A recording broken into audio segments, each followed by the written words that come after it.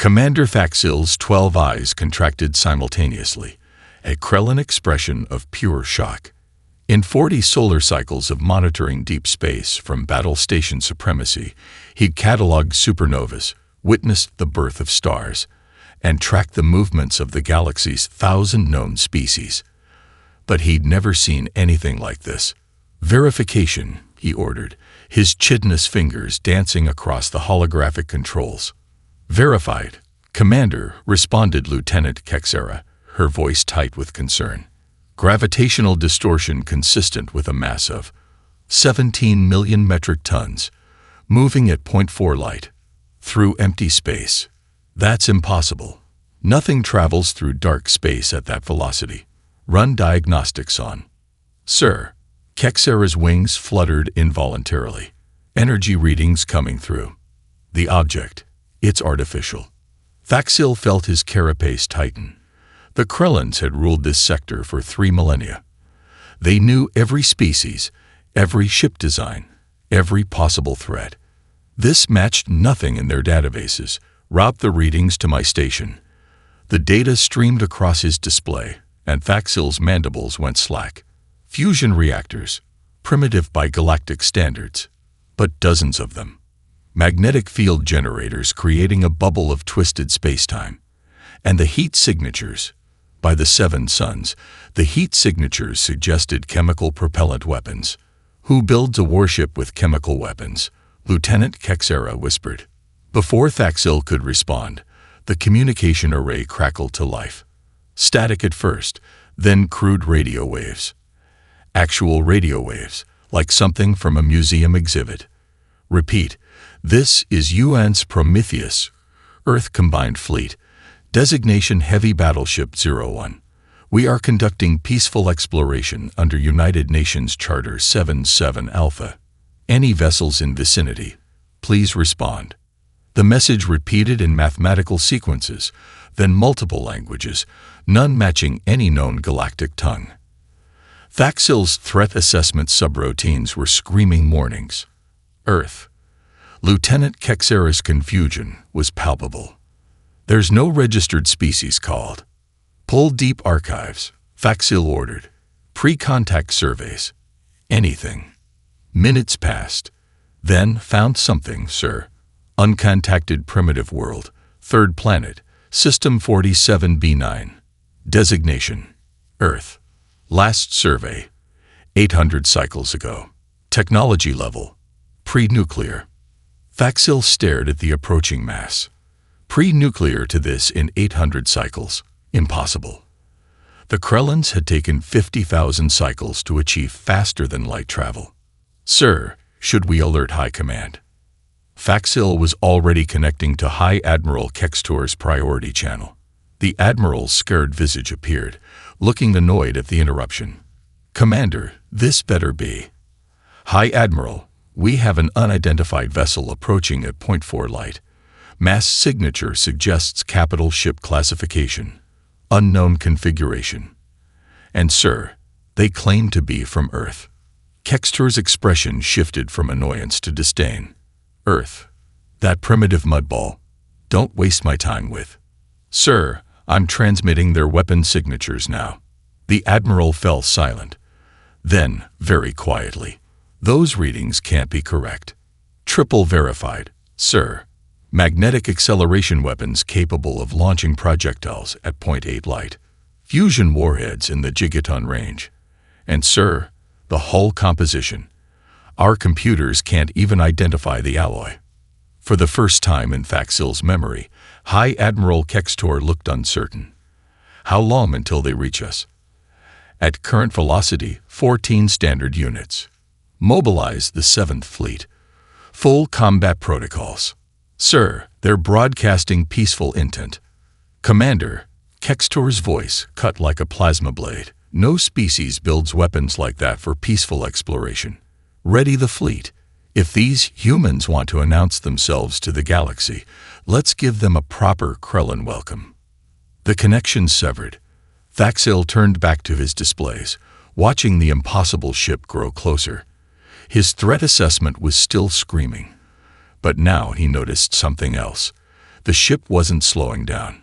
Whatever these humans were, they were coming in fast, heavily armed, and apparently unafraid of the most powerful military force in the known galaxy. He keyed fleet communications. All stations, this is battle station supremacy. Code 7 alert. Unknown hostile approaching. Prepare for first contact protocols. As alerts echoed through the station, Commander Faxil couldn't shake a disturbing thought. What kind of species built their first interstellar vessel as a warship? The answer, he feared, was approaching at 40%, the speed of light. Admiral Zarthik stood on the bridge of the Krellin Dreadnought Supremacy's Wrath, watching 50 of the galaxy's most advanced warships take formation. Shield generators hummed. Plasma cannons charged. Antimatter torpedoes armed. The 7th Fleet represented enough firepower to sterilize a star system. Admiral, the human vessel has acknowledged our presence, reported Captain Veltak. They're maintaining course and speed. Zarthik's antennae twitched with incredulity. They see 50 warships and don't even slow down. Confirmed, sir. Time to intercept. 3 minutes. Open communications. Full diplomatic protocols. The main screen flickered to life, and Zarthik found himself staring at a completely alien face. Flat features, no chitin, no antennae, just soft, vulnerable-looking flesh topped with strange fibrous strands. The creature's small eyes held an unsettling intensity. This is Admiral Zarthik of the Krellin Empire. You have entered restricted space. Power down your weapons and prepare to be escorted to. Admiral, the human interrupted, a shocking breach of protocol. I am Captain Sarah Chen, commanding officer of the UNS Prometheus. I appreciate your concern, but we're operating under interstellar freedom of navigation laws. We'll be passing through. Zarthik's crew exchanged glances. No one interrupted a Krellin admiral. No one. Captain Chen, Zarthik pronounced the alien name carefully. You are vastly outnumbered. I have 50 ships to your 1. Power down, or we will take aggressive action. The human's expression didn't change. If anything, she looked amused. Admiral, I need you to listen very carefully, Chen said. In about 90 seconds, you're going to order your fleet to target us. Your tactical computers will identify 3,700 optimal firing solutions. Your weapons officers will lock on. And then something interesting will happen. Are you threatening us? No, sir. I'm preparing you. Because when you power up those weapons, my ship's defense protocols will activate automatically. And Admiral, Chen leaned forward slightly. You really don't want that. Zarthik's mandibles clicked in anger. All ships target the human vessel. Show them what happens when primitives challenge the Krellin Empire. Exactly as Chen predicted, tactical displays lit up across the fleet. 3,700 firing solutions appeared, weapons locked. And then, Admiral, the tactical officer's scream cut through the bridge. The human ship, the Prometheus erupted. Not in explosion, but in transformation. Its hull, previously smooth, suddenly bristled with thousands of point defense turrets. Laser grids materialized. Railgun clusters emerged from hidden ports. In seconds, the crude-looking vessel had become a sphere of interlocking fire zones. Sir, I'm reading. This can't be right. 40,000 individual weapon systems. Before Zarthik could respond, Chen's voice returned, maddeningly calm. Prometheus, execute Winchester Protocol. Space itself seemed to catch fire. Every torpedo within 10,000 kilometers vanished in balls of plasma. Fighter squadrons disintegrated under streams of hypervelocity tungsten.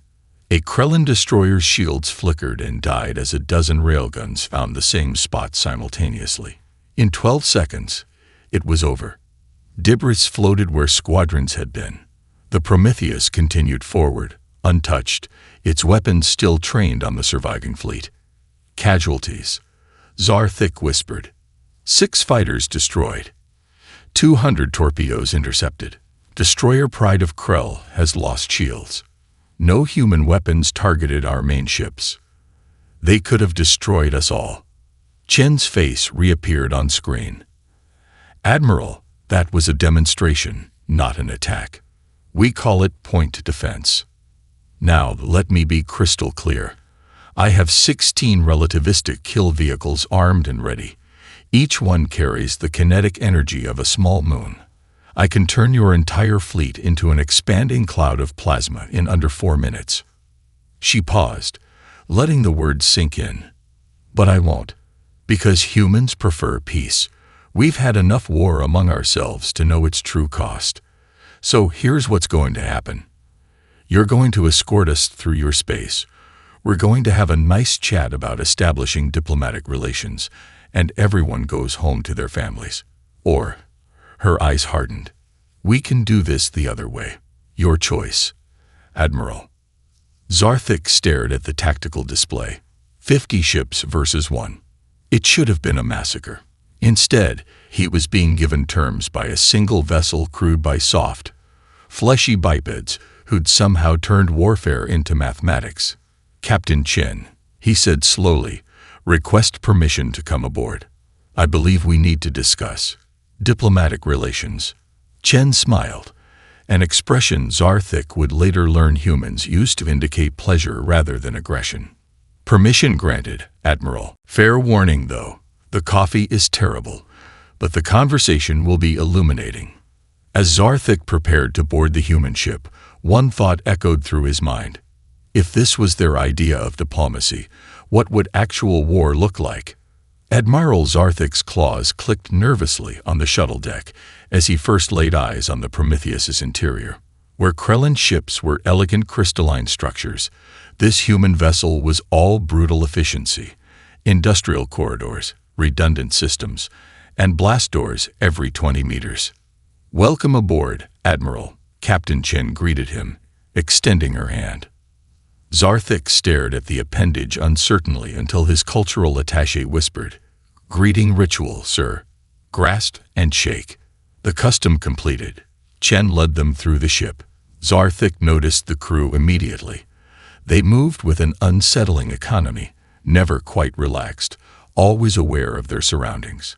Their eyes tracked the Krellin delegation constantly. Your crew seems vigilant, Zarthik observed. Chen chuckled. Old habits. Coffee.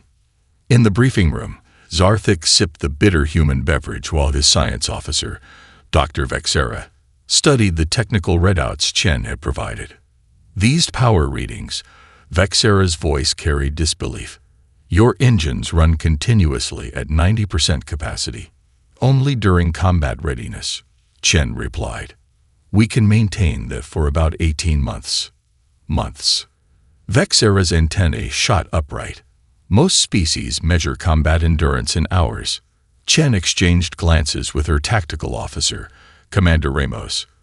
That brings up something we should discuss. Your fleet movements. They're predictable. Beautiful, but predictable. She activated a hologram showing the recent confrontation. See. Classic Telvarian Rose formation. Elegant, maximizes firepower convergence. The display shifted. But watch our approach vector. The Prometheus's path looked chaotic. Random course changes, speed variations, unnecessary rolls. Yet as the simulation progressed, Zarthik realized each seemingly random move put them at the perfect angle to exploit fleet blind spots. You're hunting, he breathed.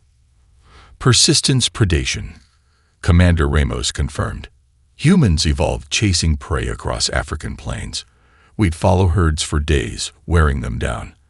Our ancestors didn't need to be fastest or strongest, just relentless. Vexera's equipment beeped. Captain, I'm detecting microfractures throughout your hull. Battle damage. Training damage, Chen corrected. We run live fire exercises, daily. With actual weapons? That's insane. That's preparation. Chen's expression darkened. Admiral, there's something you need to understand about humans. We've been killing each other for 200,000 years. We've turned war into science, art, and instinct all at once. She pulled up Earth's history, world wars, nuclear standoffs, biological weapons, cyber warfare. Zarthik watched in growing horror. "You poisoned your own atmosphere," he asked. "Several times. We learned to fix it. Eventually. Deployed weapons that could end your civilization, and built bigger ones for deterrence. Created intelligences that could destroy you, then made them play chess and write poetry." Vexera's scanner beeped again. "Captain Chen, these stress patterns in your hull. Your ship wasn't built for single engagements. It's designed for extended campaigns." Chen finished. "The Prometheus can fight for 2 years without resupply. Self-repairing armor, hydroponics bays, manufacturing capability. We learned something fighting each other. Wars aren't won in glorious battles. They're won by whoever's still standing when the glory fades." Zarthik studied the humans with new understanding. Not warriors seeking honor or conquerors claiming territory. Persistence hunters, evolved to endure what others couldn't. "Your tactical doctrine," he said slowly. "It's not about winning battles. It's about surviving wars," Chen confirmed. "We assume every fight could last forever. Plan for it. Train for it. Build for it." She stood, gazing out at the stars. "You want to know the scariest thing about humans, Admiral? We don't fight because we enjoy it. We fight because we're very, very good at it. And we've learned that sometimes being good at something terrible is the only way to protect something beautiful." The room fell silent. Through the viewport, the Krellin fleet maintained its perfect formation, while the Prometheus continued its subtle, predatory drift. A wolf among sheep who'd learned to count. "Captain," Zarthik said finally, "I believe our empire needs to reassess everything." Chen smiled grimly. "Welcome to the food chain, Admiral. We've been saving this seat for you." 3 Krellin destroyers peeled away from the main fleet, their captains driven by wounded pride and whispered dissent. On the bridge of the lead ship, Captain Marlock transmitted on a secure channel. "The Admiral has gone soft. 3 ships can handle 1 primitive vessel." "Sir," his weapons officer warned, Admiral Zarthik specifically ordered. "The Admiral is sipping their poison aboard their ship. I'm saving the Empire's honor." Marlock's mandibles clicked decisively. "Attack pattern Sigma. Disable their engines." Aboard the Prometheus, alarms chimed softly. Commander Ramos glanced at his display. "Captain, 3 destroyers breaking formation. Attack vectors confirmed." Chen, still in conference with Zarthik, sighed. "Put it on screen." The Krellin Admiral's complexion paled, an impressive feat for a being with natural armor plating. "Captain, I didn't authorize." "I know." Chen touched her earpiece. "Bridge, weapons free. Deploy RFG-7 package. Show them hellfire." "Captain," Zarthik pleaded, "those crews don't understand." "They're about to." On the tactical display, 3 Krellin destroyers moved in perfect synchronization, a textbook flanking maneuver that had won 1,000 battles. Marlock's crew cheered as they achieved optimal firing position. Then the Prometheus responded. "Missile launch," Marlock's sensor officer screamed. "Wait, that can't be right. It's accelerating beyond." Oh, sacred shells. The first RFG-7 Hellfire missile appeared to be a standard anti-ship weapon until its 3rd stage ignited. Matter-antimatter catalysis drove it to 97% light speed in 4 seconds. The missile's mass increased exponentially. Space-time warped around it. Marlock had exactly 1.7 seconds to comprehend his error before the destroyer ceased to exist. Not exploded, erased.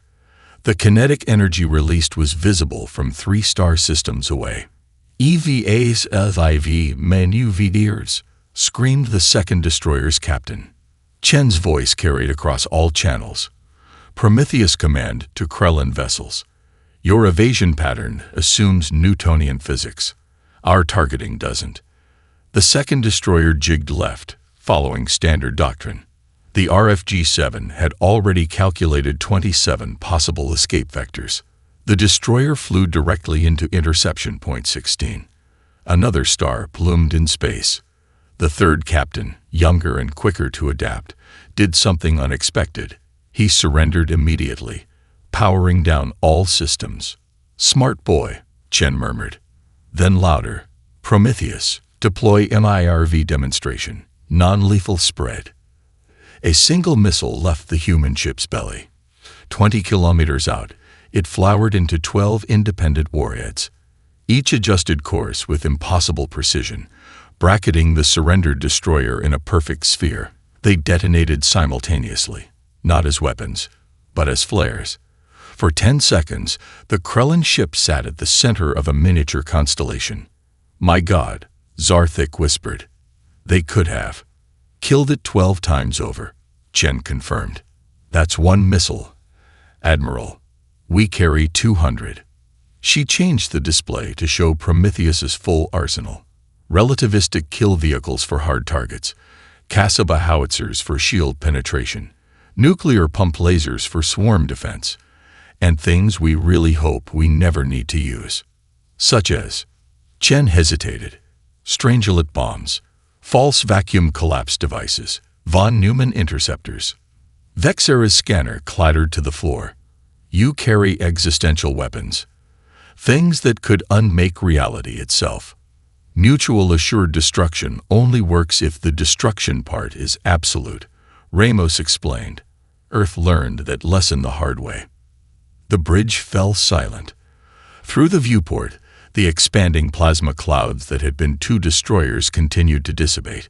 The third ship hung motionless, its crew probably reconsidering every life choice that led to this moment. Zarthik found his voice. "How do you live with such power?" "Carefully," Chen replied. "Very, very carefully. And we pray to whatever's listening that we never meet someone who makes us use it all." She killed the weapons display. "You're surviving destroyer, Captain. What's the protocol for treaty violations? Court-martial. Possible execution. Request clemency." He learned faster than his colleagues. That kind of adaptation should be rewarded, not punished. Zarthik stared at this soft, small alien who commanded apocalyptic power yet spoke of mercy. "You could conquer the galaxy. We could end it," Chen corrected.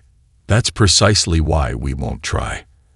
Admiral, we've spent centuries learning the difference between can and should. Now we'd like to teach others." She extended her hand again. "Partners." Zarthik took the offered hand, his grip careful around the delicate human bones that somehow held the power to crack worlds. "Partners," he agreed, then added quietly, "and possibly the luckiest beings in the galaxy." Chen's smile was sad. "Let's hope it stays that way. The universe is vast, Admiral. We might not be the worst thing out there."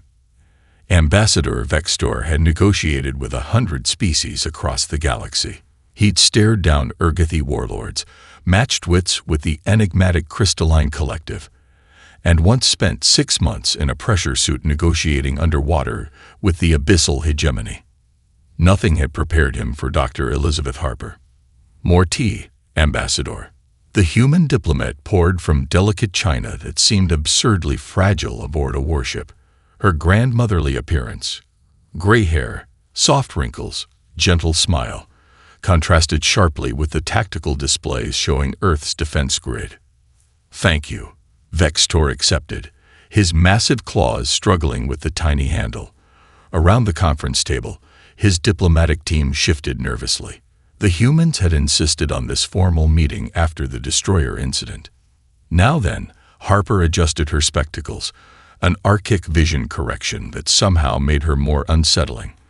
"Let's discuss terms for humanity's introduction to galactic society." "Of course," Vextor began. "The standard integration protocol requires technology sharing, defensive pacts, and— Oh, I'm afraid that won't work." Harper's interruption was polite but firm.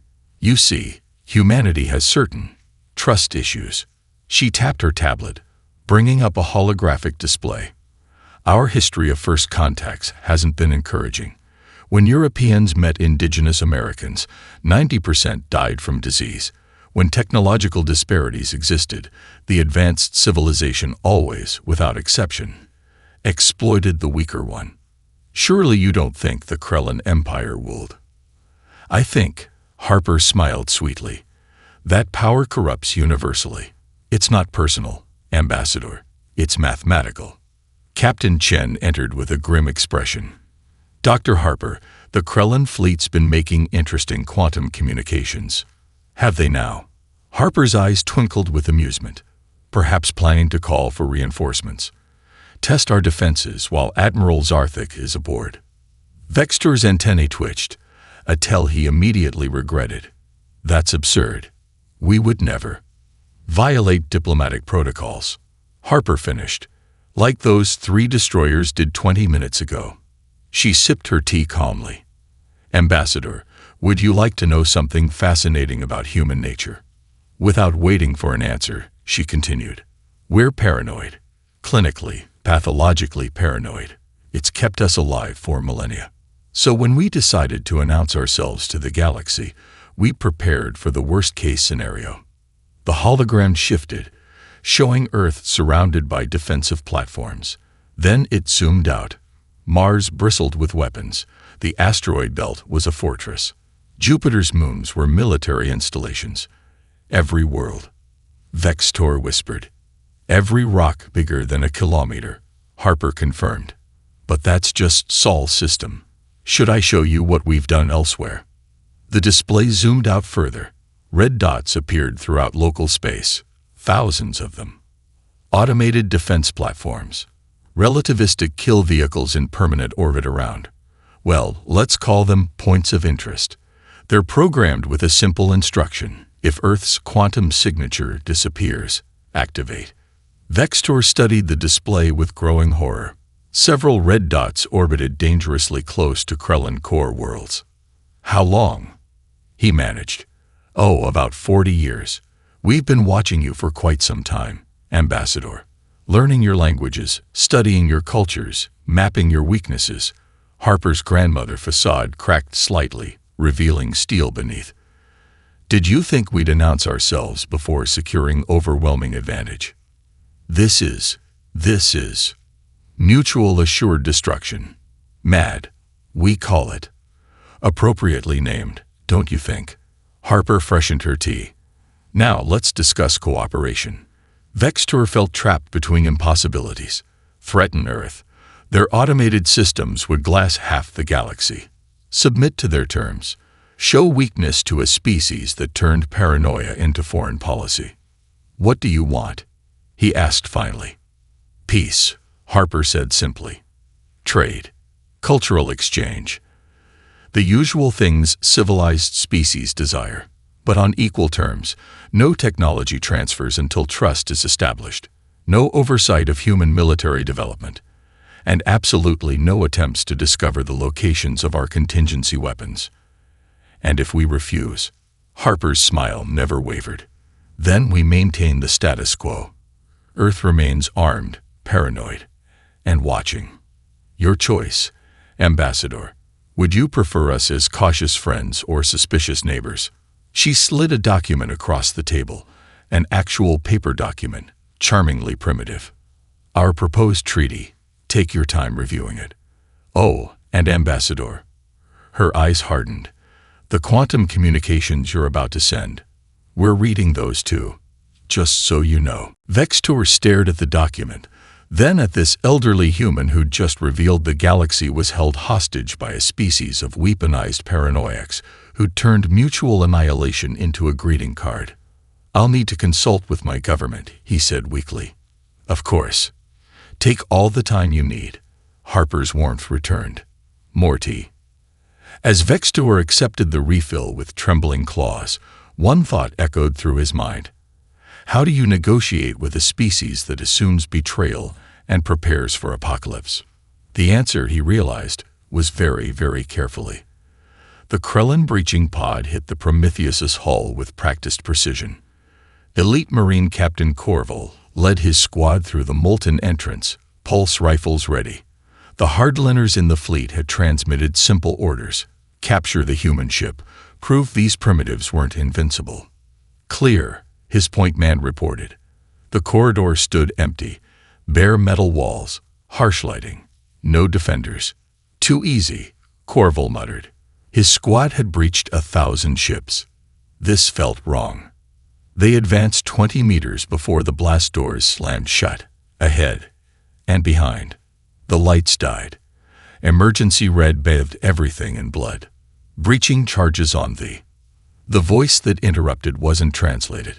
It spoke perfect Krellin, tinged with an accent Corval couldn't place. Gentlemen, welcome aboard the Prometheus. I'm Sergeant Major Jack Thompson, ship's Marine contingent. Before we begin, quick question. Do any of you have families? Corval's targeting system couldn't lock onto the source. Show yourself, human. That's a yes, then. Good. Makes this easier. The wall exploded inward. Not from weapons, from something bursting through 3 inches of reinforced steel like paper. The figure that emerged stood 2 meters tall in powered armor that moved with impossible fluidity. Where Krellin battle suits emphasized protection, this was pure predatory function. Thompson's helmet was painted with a grinning skull. See, here's the thing about human Marines. We're all volunteers. Every one of us looked at war, at what we do to each other, and said, yes, I'll learn that. I'll become that. Corval's squad opened fire. Pulse blasts that could vaporize stone sparked harmlessly off the human's armor. Thompson didn't even dodge. He walked through the barrage like rain. Your weapons are energy-based. Pretty lights, minimal kinetic transfer. Thompson hefted a brutal-looking rifle. Ours fire depleted uranium at Mach 6. Want to see the difference? The sound was thunder in the confined space. Corval's lieutenant, veteran of 50 campaigns, simply vanished from the waist up. The wall behind him became abstract art painted in purple. Scatter. Corval screamed, but more armored humans were emerging from everywhere. Ventilation shafts, floor panels, the goddamn ceiling. They moved like ghosts despite massing 400 kilos in gear. Lesson 1. Thompson continued conversationally while his squad systematically dismantled the Krellin elites. We don't fight for conquest. We fight for survival. Makes us unreasonable. Private Melithar tried to flank, using Krellin speed and agility. The human he faced, barely out of adolescence by the look, caught his arm mid-strike. Servo-assisted strength crumpled Melthar's armor like foil. Sorry about this, the young human said, sounding genuinely apologetic. Then he put Melthar through the wall. Into the next compartment. Through that wall, too. In 40 seconds, it was over. Corval found himself on his knees, armor sparking, weapons gone. His squad, the pride of the Krellin military, lay groaning or unconscious around him. The humans hadn't killed anyone else after the first demonstration. Thompson removed his helmet, revealing scared features and eyes that had seen too much. You know what's funny? We hate this. Every human who puts on armor, who learns to kill, we know we're becoming monsters. But we do it anyway. Know why? Corval could only stare. Because someone has to stand between the darkness and the light. And we're really, really good at being darkness when needed. Thompson knelt beside a wounded Krellin, applying medical gel to burned armor joints. Corptman. Need trauma support here. Multiple casualties, non-critical. The casual transition from violence to care broke something in Corval's understanding. You're helping them. Of course. Battle's over. They're wounded. Only animals leave enemies to suffer. Thompson's hands were gentle as he checked another Marine's injuries. That's the difference between soldiers and warriors. Warriors fight for glory. Soldiers fight to end the fighting. As human medics swarmed the corridor, treating Krellin wounded with the same efficiency they'd shown in combat, Thompson helped Corval to his feet. Your admiral's negotiating with our diplomats. Your hardliners sent you to die to prove a point. Who would you rather serve? Corval looked at his defeated squad being carefully tended by their conquerors. These humans had turned warfare into science, violence into art, and somehow kept their souls through it all. I need to report to Admiral Zarthik. Thompson smiled. Good choice. Word of advice. Next time you board a human vessel, knock first. We're usually friendlier that way. As Krellin Marines were escorted to medical facilities, Corville realized the most terrifying thing about humans wasn't their weapons or tactics. It was that they could switch from absolute violence to genuine compassion in a heartbeat, and mean both equally. Monsters who chose to be men. That was far more dangerous than simple conquerors. Captain Chen stood before the main tactical display, her reflection ghost-like in the holographic projection of the galaxy. Thousands of red dots pulsed rhythmically. Humanity's doomsday network, waiting for a signal that would mean Earth had died. Second thoughts. Admiral Zarthik approached carefully. 3 days of negotiations had shattered his every preconception about these humans. Always, Chen touched a control, zooming to the Krellin homeworld. 17 red dots orbited it like funeral attendants. Do you know what those are specifically? Your relativistic kill vehicles. Planet crackers. No. Chen's voice carried infinite weariness. Those are murders waiting to happen. 17 billion lives I'm prepared to end. She turned, and Zarthik saw tears on her face. I have nightmares about pressing that button. Every night. The admission stunned him. The human who'd faced down his entire fleet, who commanded apocalyptic power, was crying over unused weapons. Then why build them? Chen laughed bitterly. Because I have other nightmares too. Earth burning. Humans enslaved. Our children dissected in alien laboratories. She pulled up a personal display. Images of a blue world, cities, forests, oceans. My daughter lives in New Shanghai. 6 years old, loves butterflies, and hates vegetables. Tell me, Admiral, what would you do to protect your young? Zarthik's antennae drooped. He thought of his own clutch siblings, safe on Krell Prime. Anything. Exactly. So we built monsters and pointed them at the universe. Chen switched displays, showing Earth's history. 1945. We split the atom and burned 2 cities. We were horrified. Built thousands more anyway. 1962. Almost ended our world over missiles in Cuba. 2089. The gene wars killed 1 billion people. We banned the technology, then weaponized it anyway. You're insane. No, we're terrified. Chen's smile was broken glass. We know exactly what we're capable of. We've done it to each other. So when we found we weren't alone, she gestured at the red dots. We prepared for the worst. Because humans always do our worst, eventually. Thompson entered, escorting Ambassador Vextor and Dr. Harper. The Sergeant Major's armor still showed scorch marks from the boarding action. Captain, Harper reported, the Krellin Council is reconsidering our proposal. They think we're insane, Vextor added bluntly.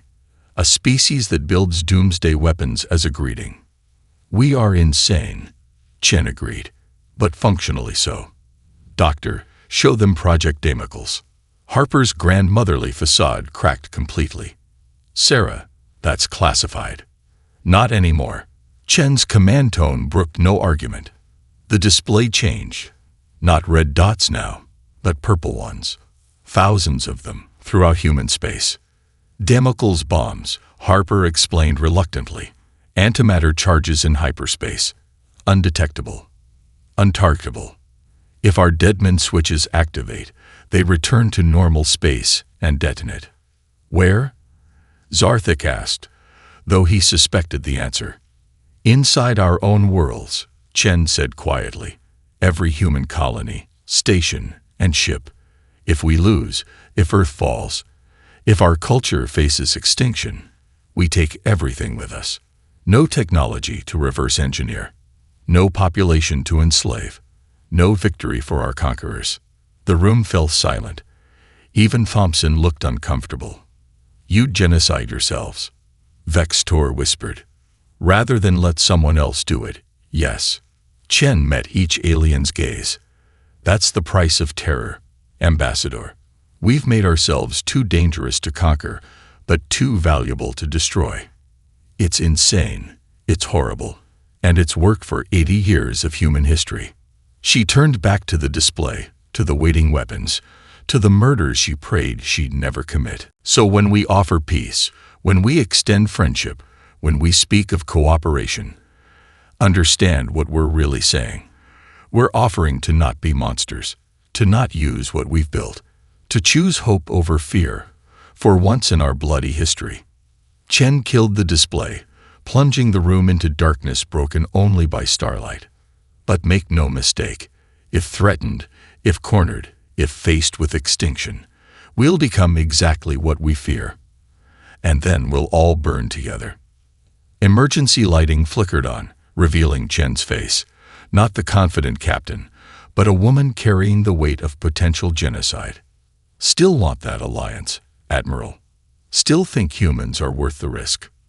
Zarthik studied this impossible species, too dangerous to fight, too useful to waste, too terrified to trust, too powerful to ignore. They'd turned mutual annihilation into a survival strategy, and somehow remained sane enough to regret it. Yes, he said finally, because you're the only species that scares yourselves more than you scare us. That might make you the galaxy's best hope. Chen's smile was genuine this time, or its worst nightmare. Let's hope we never find out which. 6 months after first contact, the Galactic Council convened an emergency session. Representatives from 47 species filled the ancient amphitheater on Nexus Prime. Crystalline beings, ammonia brothers, hive minds, and energy consciousnesses all united in anxiety about the newcomers. The eldest floated at the chamber center. A being so ancient its origin species was forgotten, its form a shifting nebula of thought and memory. For 50 millennia, it had guided the council through crisis. Now it faced something unprecedented. The humans, the eldest intoned, its voice resonating across dimensions, have requested full membership. Protests erupted. The vegan ambassadors' tendrils flared violet. They're savages. They weaponize existential threats. Their first contact involved planet-cracking weapons, added the Crystalline Collective. They cannot be trusted with council secrets. Admiral Zarthik rose, still bearing scars from his education. With respect, colleagues, you haven't met them. Yes, they're dangerous. But there's something else. They're insane, interrupted the molluscan delegate. They built doomsday devices to threaten themselves. Silence. The eldest's command rippled through reality itself. In the stunned quiet, it continued. I have reviewed their history, studied their weapons, analyzed their psychology, and I have come to a conclusion that will disturb you all. The chamber dimmed. Ancient holographics activated. Not the council's doing, but something far older. 50 million years ago, the eldest began. This galaxy faced extinction. The Dark Fleet emerged from intergalactic void. Beings of pure entropy, consuming civilizations like cancer. The council's predecessors fought for millennia and lost. Images formed. Ships of impossible design. Worlds dissolving into nothingness. Entire species vanishing from history. They were stopped by a sacrifice. A species we call the Vanished weaponized their own existence, turned their entire civilization into a bomb. Their death bought our survival, but at terrible cost. The Dark Fleet retreated, wounded but not destroyed. We've lived in their shadow ever since, knowing they would return.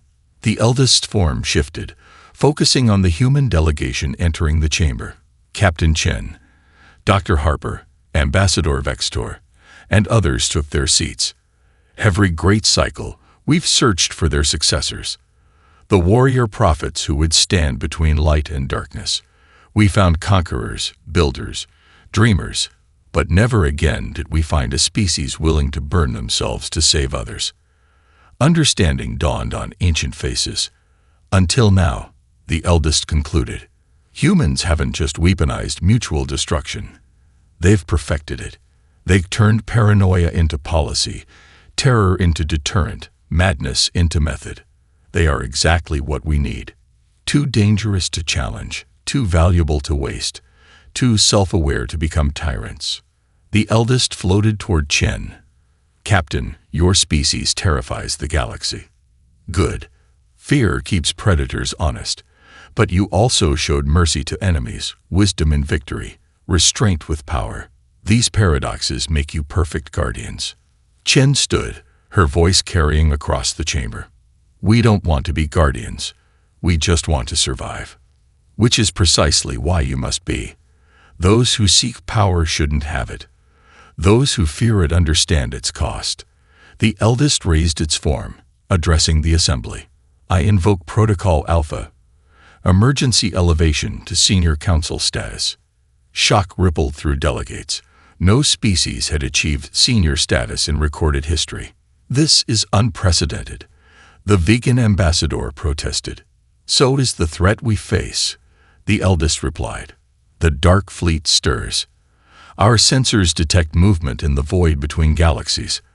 They return, and we need protectors who understand that victory sometimes requires becoming the monster. It turned to Chen. Humanity will join not just as members, but as Security Council leaders. Your weapons, your doctrines, your beautiful madness, all will shield this galaxy. Chen exchanged glances with her delegation. And if we refuse? Then you'll do it anyway, the eldest said with something like amusement. Because you've already built the weapons, already accepted the nightmares, already chosen to be sheepdogs among wolves. We're merely making it official. 6 months later, the USS Prometheus led a joint fleet on deep patrol. Krellan destroyers flew alongside human battleships. Vegan science vessels shared data with Earth's war colleges. The galaxy's most violent species had become its police force. On the bridge, Chen stood beside Zarthik, now her second in command. Long-range sensors had detected something moving in the void. Something vast. Something hungry. Think we're ready? Zarthik asked. Chen smiled grimly. We've been preparing for our worst nightmare since we discovered fire. Time to see if paranoia and overkill are enough. She opened a channel to the fleet. All vessels, this is Prometheus Actual. We have contact with unknown entities from intergalactic space. Remember your training. Protect the innocent. Expect the worst. And if it comes to it, she paused. Burn them all. The human doctrine had become galactic policy. Hope for peace. Prepare for apocalypse. And never, ever fight fair. In the void between galaxies, ancient horrors stirred. They expected prey. They found predators.